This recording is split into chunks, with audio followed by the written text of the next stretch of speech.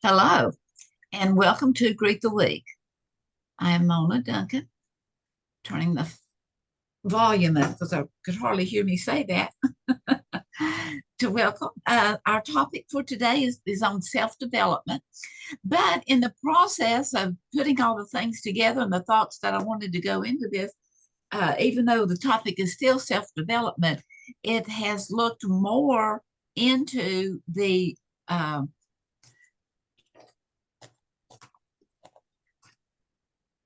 Dr. William Glasser. So I'm going to pull this up so we can share the screen and bring it up full force.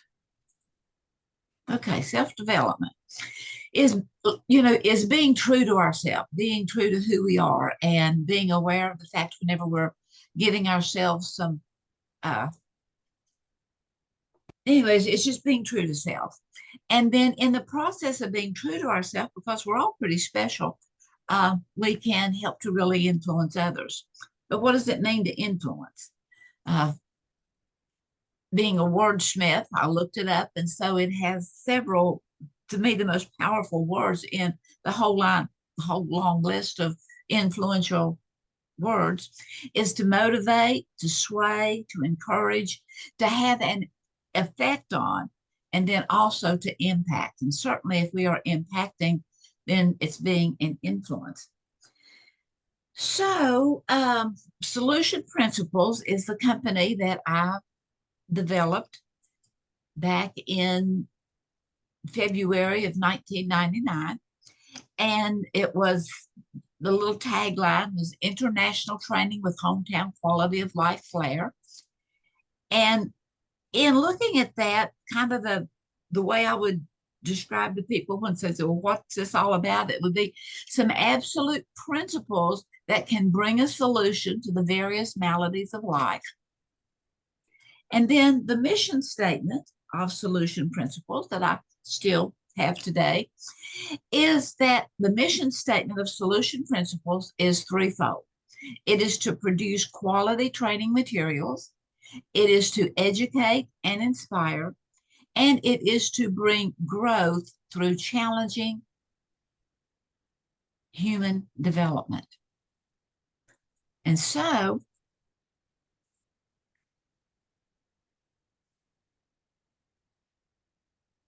hidden treasure. Well, the treasure wasn't hidden. It was up here in the corner, was unearthed December of 2023.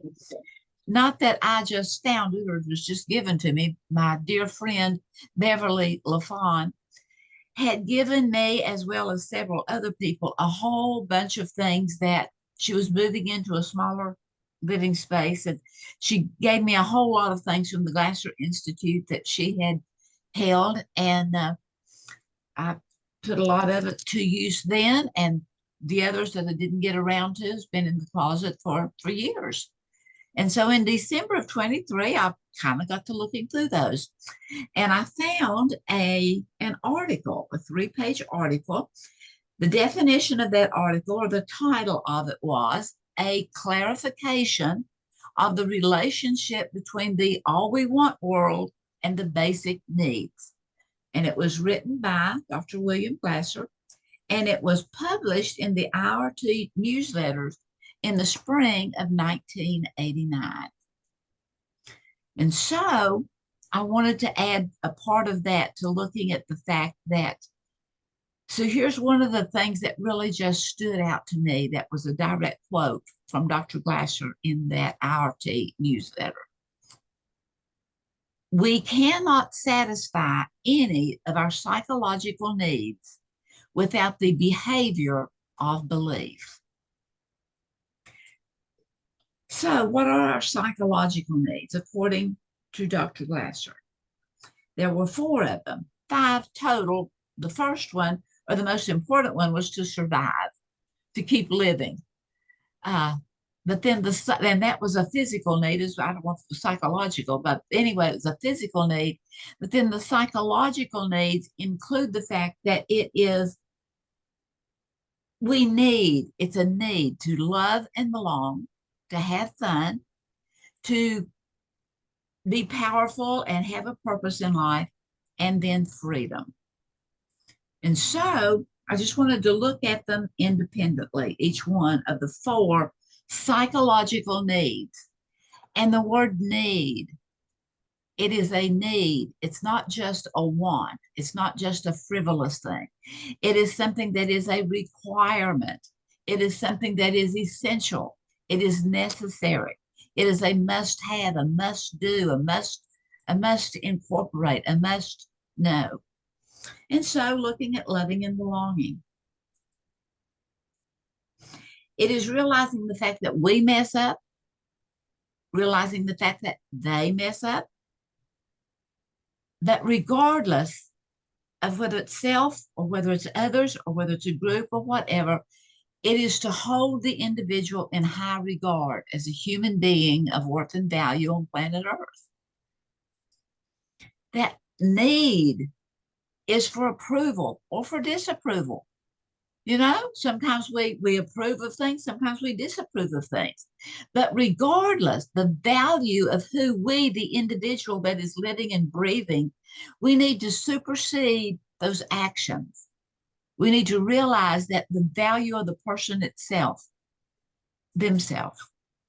And it's also looking at the fact that in the love and belonging, sometimes, you know, we disagree with, mess up, disagree with, disapprove, and so forth.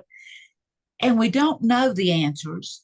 And so being open and honest and saying, I don't know, can be a genuine response, but not to become a ploy. I keep saying, I don't know, I don't know, I don't know, I don't. I mean, you may have a little inkling of an idea of how something, a principle could be solving and solved. And then realizing that listening validates. Whenever we listen to what someone has to say, whether we agree or disagree, whether we approve or not approve, just the fact of listening validates the person and what they're saying or who they are. And I started my company, Solution Principles, back in 1999. And my very first client and my most faithful client was to do classes with the Fresh Start Center, which was rehab, or it was the Fresh Start Center was for federal prisoners that were in the way of going, you know, that were in receiving some additional training in how to handle life in general before they are released completely to go back into society. And so the a person who hired me to come and do the classes, I would go twice a week, and everyone that was there, you know, was mandated to come to my classes. But the director wanted me to come there and be a part of their weekly meetings that the staff had, or monthly meetings. And so I would go, and the people that were there, the inmates, the residents, and so forth, well, everyone would come rushing to me. And they would tell me all what was been going on, you know, before the classes and so forth. And I would just listen to them. I would listen to them, you know, and it really began to validate them. And sometimes some of the things they would share with me was something that I would need to bring up into looking at a solution for because of the maladies of life in the class. But anyway, listening begins to validate. And in listening, to let them validate what they have to say, where they're seeing things, and then to reflect so that you can help individuals to self-evaluate. Because once we can self-evaluate what we're thinking, how we're seeing something, if we learn to hold ourselves in high regard and to realize that value supersedes what we thought we saw, maybe we can begin to change some of those thoughts into more accuracy. Another, the behavior of belief is the need to have fun. The requirement of having fun, the essence of, the essentialness of. And so let a child show you the world. I think of my daughter. There was a camp going on, and a friend came by and took her and the next door neighbor children to the camp. And so whenever Melinda came home, she was just telling me all about what had happened at the camp that day. And she started singing, "I'm a little teapot," and I joined in with her. You know, I'm a little teapot, short and stout. And oh, she got real upset. No, no, no, no, you don't know that song. And so I practiced what I preach. I don't know if I was preaching it at that particular time or not, about listening, letting someone listening and then reflecting on what they're telling you. But anyway, I okay, I think I've heard this before, but I want to hear you do it. And so she gave her little teapot thing. And as we can have fun by enjoying what someone else is enjoying. And also in having fun, it's realizing that fun is light, it's not heavy. It's to laugh with others, it's to laugh at yourself. It is to laugh, it's to enjoy, it's to realize that when we mess up, we still have worth and value as a human being. And never use that supposed fun as belittling someone or putting them down, because that is not fun. To have fun, sometimes if we haven't had fun in a while, just moving, just smiling, just literally, let that frown be turned upside down to being a smile, to relax, to breathe, to literally on purpose bring in that breath and then release those toxins that are being held inside, and to deliver surprise value. I think of my brother. Uh, he's deceased now, but he was a carpenter and would build houses, big houses, little houses, as well as do repairs and so forth. And sometimes whenever he was asked to do some repairs, he would go and, and whenever they were writing the check to give to him for the repairs and so forth, he would ask them, he said, "Well, is there anything around here that you need to have done? Is there any doors that are hard to open or close? Or is there any cabinets that, needs to have something taken care of?" And usually people would come up with at least one thing, if not two or three things that, was small that needed to be fixed. And so my brother would go ahead and fix it. No more charge, nothing. And it's just delivering that surprise value. And then also is fun is kind of a when then. Instead of being so laden down, as we can let our mind know when I can have some fun cleaning up this mess that I'm cleaning up right now, then I can be much more relaxed and much more a part of life and much more open to having my needs met. Also, it is required with our power and our purpose that we have the behavior of believing that we have power and that we have purpose on planet Earth. And in so doing, to always go forward and using the power, which is energy, to do it, and using the purpose, which is the drive to accomplish it. Working up, having the energy to, and that kind of goes back to having fun. Because as we can have fun, even if it's something that we are concerned about not knowing how to really fit together that will accomplish what we're wanting to accomplish, it is acknowledging that we have a need to go forward and to not be held by the past, whether that past was good or whether it was not so good.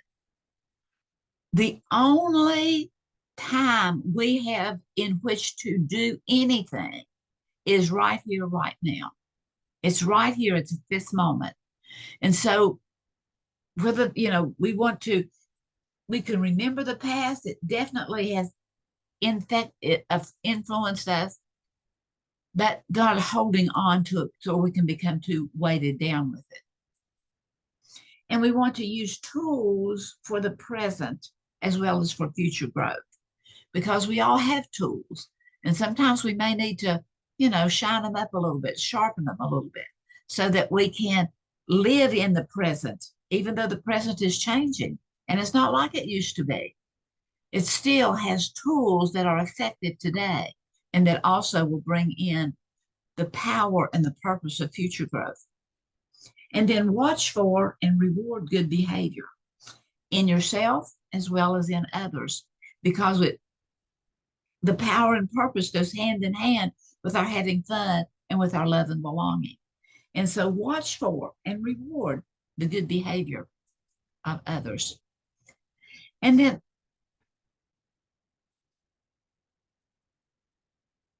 okay, I guess that was the end of that. And then the behavior of belief of freedom. We need freedom. We require freedom. It is essential that we have freedom to be who we are. So in this freedom, be open to new ideas and step out of the current comfort zone. Begin to look and see, and view work as a gift to be appreciated. Sometimes we can really become burdened down by things, but if we can see it as something that's to be appreciated, and be willing to make some tough decisions. Sometimes we hinder our own freedom by just keeping things bottled up and not sharing or not giving input or not exploring. So be willing to look at and to think about and to make some tough decisions. And then also to give respect, not only to yourself, but to others, to those messed up, didn't mess up, giving respect and realizing that each person is due respect. It's one of the things we really need to have is respect. It kind of comes under that, not only love and belonging, but the power and the purpose.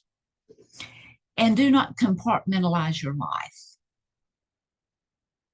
Don't keep it just, have the freedom to look out and to see other things and to. So here are just a few random thoughts. Going back to not compartmentalizing. Allow all areas of life to flow seamlessly into each other. And looking at the 5 basic needs of being, which is, living and breathing, love and belonging, fun, power and purpose, and freedom. Let all of those flow seamlessly into each other. I like sometimes, you've seen those balloon type things that's just standing up and it'll, go this way and that way and that way, depending on how the wind blows or how the mechanics inside of it goes. Sometimes I do that on my own, just drop down and flop back and go from one side to another so that we can begin to, the more relaxed we can be in our body and have fun and relax and flow and squat down and jump up and so forth, the more we think kind of go hand in hand, the more all of the issues can flow seamlessly into each other. To realize that true learning occurs when we think we've discovered it on our own. Sometimes people giving us information, we're holding on to it and we don't want to look at it or we don't want to acknowledge it. But learning occurs when we discover it on our own. And going back up there to the fact that we as human beings, need to love and belong to one another. Sometimes the phone is up. Well, I've told you that. I've told you that. I've told you that. Well, if they've discovered it on their own, applaud it rather than. And then just to release the need to have the last word. That can be so